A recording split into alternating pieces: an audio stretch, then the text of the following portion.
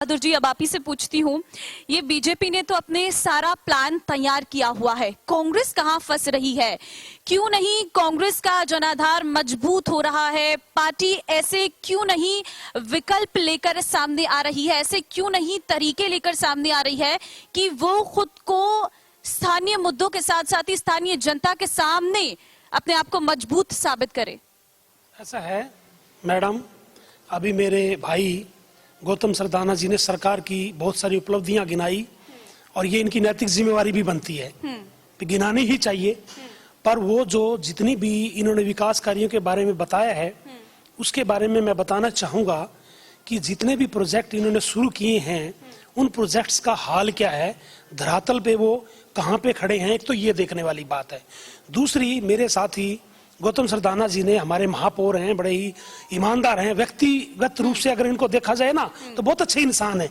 लेकिन जब से बीजेपी सरकार इन्होंने ज्वाइन की है, उसके बाद इनकी नैतिकता भी थोड़े से है ना धरातल से दूर हो गई है। अदरवाइज ये समाज में जुड़े रहते थे, सामाजिक मुद्दों को उठाते थे, लेकिन अब इनकी मजबूरी है कि भाई ये सरकार की उपलब्धियां गिनाएंगे। अब मैं मेरे भाई अभी एक उपलब्धि और भी गिनवाते हैं, लेकिन आज अखबारों की वो सुर्खियां बना हुआ है आज कि इंटरनेशनल एयरपोर्ट के नाम पर कितने उद्घाटन किए गए, कितने हवन यज्ञ किए गए और इतनी इन्होंने यहाँ जुमले छोड़े कि यहाँ हिसार के अंदर एक इंटरनेशनल एयरपोर्ट बनने जा रहा है। और मजे की बात यह है, हैरानी की बात यह है कि हिसार के एमपी ने पार्लियामेंट में क्वेश्चन उठाया, उसने बाकायदा मंत्रालय से ये क्वेश्चन पूछा कि बताएं कि हिसार में इंटरनेशनल एयरपोर्ट के बारे में क्या चल रहा है और ये प्रोजेक्ट कहाँ है और कब चालू होगा। उस पे हमारे हिसार के स्थानीय जो मंत्री हैं कमल गुप्ता जी का उसका बयान, आज मैं स्टेट पेज पे उसका बयान लगा हुआ है। मुझे बड़ी हैरानी हुई और इस जनता को भी हैरानी होगी इस बात को सुन करके।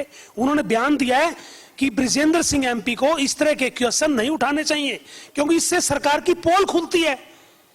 कितनी हैरानी की बात है कि एक मौजूदा सत्ताधारी पार्टी का एमपी वो एक क्वेश्चन कर रहा है, उसने क्वेश्चन पूछा है मंत्रालय से, उसके लिए भी हमारे स्थानीय जो मंत्री है वो कह रहे हैं कि क्यों उठाया उसने ऐसा क्वेश्चन, इससे सरकार की धज्जियां उड़ती है।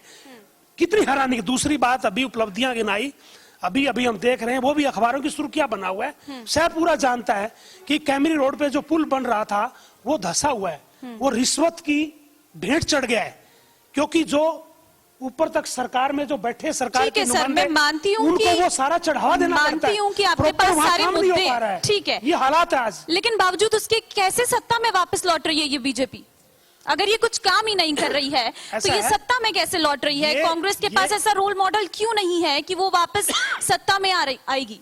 ये जुमलों की सरकार है, ये जनता की नब्ज देखती है, इनको विकास से कोई लेना देना नहीं है।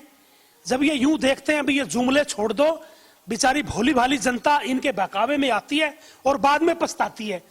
जब फिर ये कोई नया जुमला लेकर के आते हैं और फिर जनता का इसी तरह से ये लोगों के दिमाग पे एक ऐसी चढ़ाते हैं और बाद में फिर जनता पछताती है। अब आने वाला समय देखो, काट की हांडी बार बार नहीं चढ़ती, झूठ 1 2 4 बार चलता है, लेकिन बार बार झूठ नहीं चलता, झूठ का पर्दाफाश होता है, जुमलों से सरकार नहीं चलती। ठीक है। आज आए दिन अगर हम देखें, क्राइम रेट अगर देखें, मैं बता दूं आपको कि बिना धरने प्रदर्शन के कोई एफआईआर नहीं हो सकती। आज ये हालात है और गलत एफआईआर सरकार के नुमाइंदों के कहने पे 1 मिनट में तुरंत हो जाती है। चलिए।